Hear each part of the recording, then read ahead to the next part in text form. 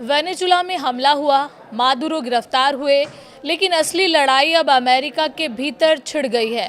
क्या राष्ट्रपति ट्रंप की जंग की ताकत पर अब उनकी ही सीनेट लगाम कसने जा रही है? नमस्कार, आप देख रहे हैं न्यूज़ 18 राजस्थान का डिजिटल चैनल और आपके साथ मैं हूं वंदना त्यागी। वेनेजुला में अमेरिकी सैन्य कार्रवाई और राष्ट्रपति निकोलस मादुरो की गिरफ्तारी के बाद अब भूचाल सिर्फ लैटिन अमेरिका तक सीमित नहीं है, बल्कि उसकी गूंज सीधे अमेरिका की सत्ता के गलियारों तक पहुंच गई है। जिस कार्रवाई को राष्ट्रपति डोनाल्ड ट्रंप ने राष्ट्रीय सुरक्षा का नाम पर अंजाम दिया, उसी पर अब अमेरिकी संसद सवाल उठा रही है। हालात इतने बदल चुके हैं कि अमेरिकी सीनेट ने राष्ट्रपति की युद्ध शक्तियों पर लगाम लगाने की दिशा में बड़ा कदम बढ़ा दिया है।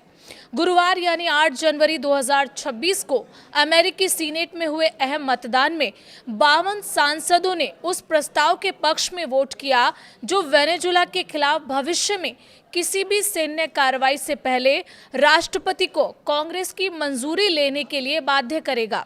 47 सांसदों ने इसका विरोध किया। इस वोटिंग की सबसे अहम बात यह रही कि ट्रंप की अपनी पार्टी रिपब्लिकन के 5 सीनेटर डेमोक्रेट्स के साथ खड़े नजर आए, जबकि एक रिपब्लिकन सांसद वोटिंग से गैर हाजिर रहा। ये संकेत साफ है कि राष्ट्रपति की सैन्य नीति को लेकर असंतोष अब पार्टी की सीमाएं लांघ रहा है। इस प्रस्ताव का इतिहास भी कम दिलचस्प नहीं है। इससे पहले पिछले साल ट्रंप प्रशासन के दबाव में इसी तरह के 2 प्रस्ताव सीनेट में रोके जा चुके थे। नवंबर में तो ये प्रस्ताव महज 2 वोटों से गिर गया था।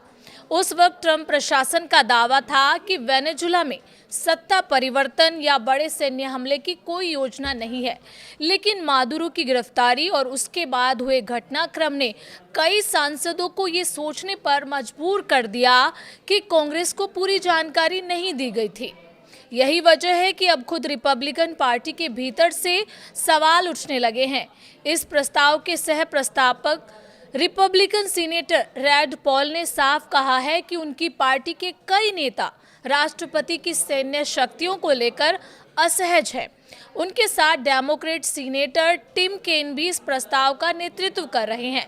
दोनों सीनेटर विदेश संबंध समिति के सदस्य हैं और लंबे समय से ये मांग करते रहे हैं कि युद्ध जैसे फैसलों में कांग्रेस की भूमिका कमजोर नहीं होनी चाहिए। प्रस्ताव के समर्थन में वोट देने वाले रिपब्लिकन सीनेटरों के नाम भी इस कहानी को और वजन देते हैं।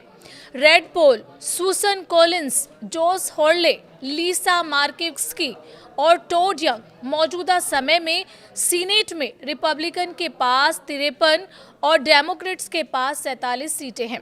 ऐसे में पार्टी लाइन तोड़कर दिया गया ये समर्थन ट्रंप के लिए बड़ा राजनीतिक झटका माना जा रहा है। इस झटके के बाद राष्ट्रपति डोनाल्ड ट्रंप का गुस्सा भी खुलकर सामने आ गया है।